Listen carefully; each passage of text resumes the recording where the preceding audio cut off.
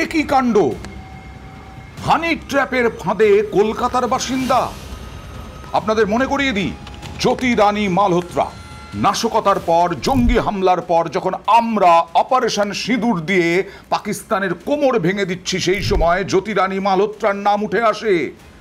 একেবারে লাস্যময়ী সুন্দরী এক মহিলা জ্যোতি রানী মালহোত্রা।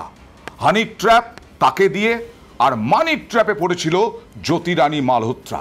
সেই হানি ট্র্যাপ পাকিস্তানি গুপ্তচর সংস্থা ISI এর রাকেশ এবং মুকেশ সেই হানি ট্র্যাপের মধ্যে পড়ে গেল।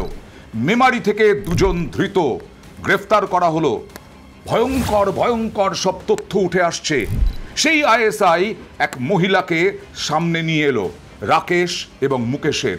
রাকেশ হচ্ছে কলকাতার বাসিন্দা, আর রাকেশ মুকেশের সঙ্গে এক লাস্যময়ী সুন্দরীর একেবারে বন্ধুত্ব হয়ে গেল। সেই বন্ধুত্ব ঘনিষ্ঠ থেকে ঘনিষ্ঠতর হলো ওই লাস্যময়ী সুন্দরীর সঙ্গে।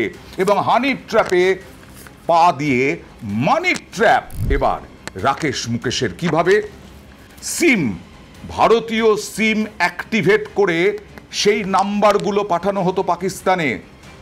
আর হোয়াটসঅ্যাপ নাম্বার, সিম দিয়ে দিয়ে যত বেশি হোয়াটসঅ্যাপ নাম্বার তত বেশি টাকা, আর যত বেশি সুন্দরীর সঙ্গে লাস্যময়ীর সঙ্গে ঘনিষ্ঠতা তত বেশি সিম কেনা, সিম কিনে ফোন নাম্বার পাঠানো। কেন ভারতীয় নাম্বার? পাকিস্তান থেকে পাকিস্তানের নাম্বারে নয় কেন? এখানেও একটা কৌশল, কারণ পাকিস্তানের নাম্বার খুব সহজেই একেবারে ভারতীয় গোয়েন্দারা বুঝতে পারবেন। কিন্তু ভারত থেকে ভারতে যদি হোয়াটসঅ্যাপ হয় তাহলে অসুবিধে কিসের? তাতে তো সন্দেহটা অনেকটাই কম থাকবে, পাকিস্তানের নাম্বারের থেকে অনেক কম থাকবে। ভারতীয় নাম্বার ব্যবহার করে যদি বিভিন্ন জায়গায় হোয়াটসঅ্যাপ করে নাশকতামূলক চক্রান্তের খবর ছড়িয়ে দেওয়া যায়, তথ্য ছড়িয়ে দেওয়া যায়, গুপ্তচরদের সঙ্গে যোগাযোগ রাখা যায়, তাহলে সন্দেহ অনেক কম থাকবে। আর সেই কারণেই ভারতের নাম্বার ব্যবহার করে পাকিস্তান থেকে হোয়াটসঅ্যাপ। এই রাকেশ মুকেশ তারা দুজনেই মোবাইল ফোনের সিম কেনে, তারপর সেই ফোন নাম্বার সংস্থাকে দেয় পাক গুপ্তচর সংস্থাকে। পাকিস্তানে বসে ওই নাম্বার দিয়ে হোয়াটসঅ্যাপ খোলা হয়। জানেন কত টাকা ইনকাম? একদিকে হানি ট্র্যাপ, বিরাট মধু, সুন্দরী লাস্যময়ী, তার সঙ্গে বন্ধুত্ব, ঘনিষ্ঠতা থেকে ঘনিষ্ঠতর, আর তার সঙ্গে প্রত্যেকটা নাম্বারের জন্য, প্রত্যেকটা হোয়াটসঅ্যাপ নাম্বারের জন্য 15 থেকে 20 হাজার টাকা। কোথায় বাসা বেঁধেছিল? কৌশল দেখুন। রাকেশ মুকেশ মেমারিতে দিঘির পাড় বলে একটি জায়গা, যা কিনা বড় রাস্তা থেকে অনেকটা ভেতরে দিঘির পাড়ে বাড়ি ভাড়া নিয়েছিল।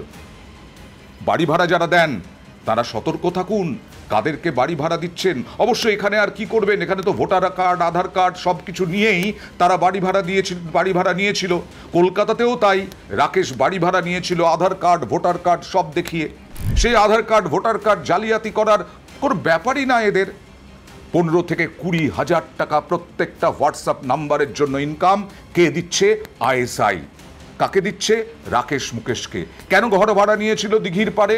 মেমারির দিঘির পাড়ে একটা ঘর ভাড়া নেয় কারণ সেটা রাস্তা থেকে অনেকটা ভেতরে, শুনশান, পাড়া প্রতিবেশী বলতে সেরকম কিছু নেই। পাড়া প্রতিবেশীদের সঙ্গে কথা না বললেও চলে, পাড়া প্রতিবেশীরা সেখানে বেশি নজরও রাখেন না।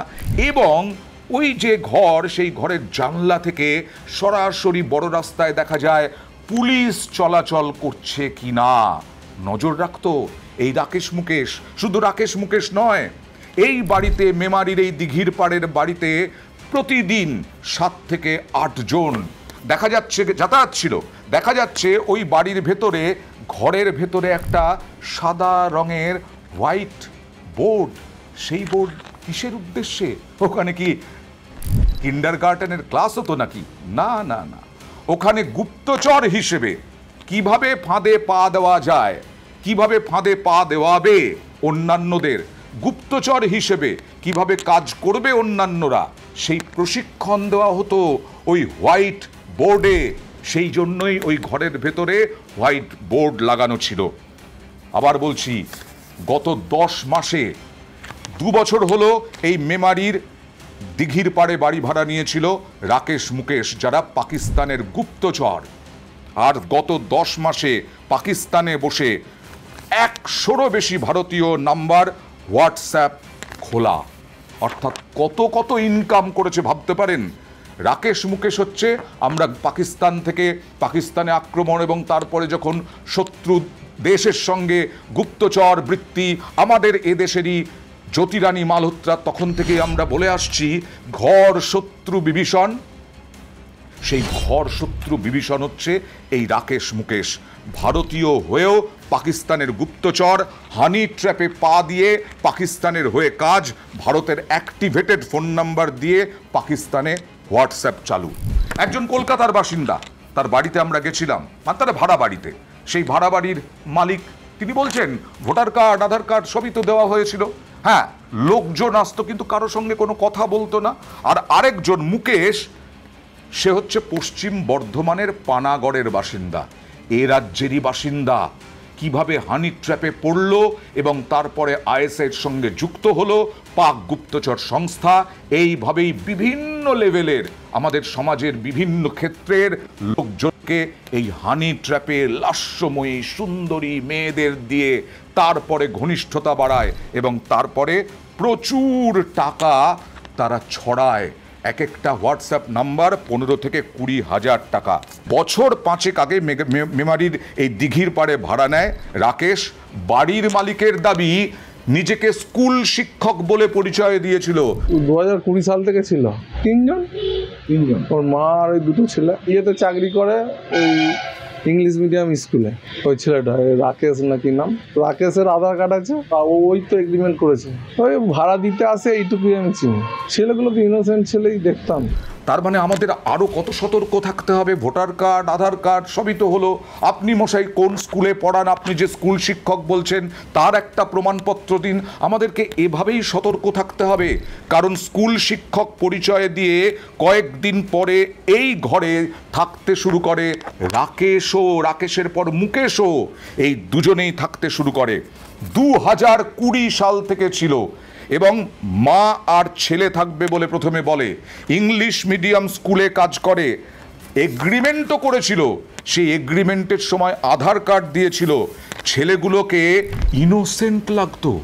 বাড়ির মালিক বলছেন ছেলেগুলোকে তো ইনোসেন্ট লাগতো। আরে এরা তো ইনোসেন্টই হয়।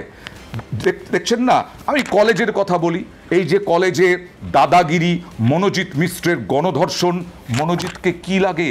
মনোজিৎকে লাগে অতি ভদ্র, ইনোসেন্ট। সেরকমই অপরাধী, দাগি অপরাধী যারা অপরাধ করছে, যারা জানে, তারা তো ইনোসেন্ট হয়।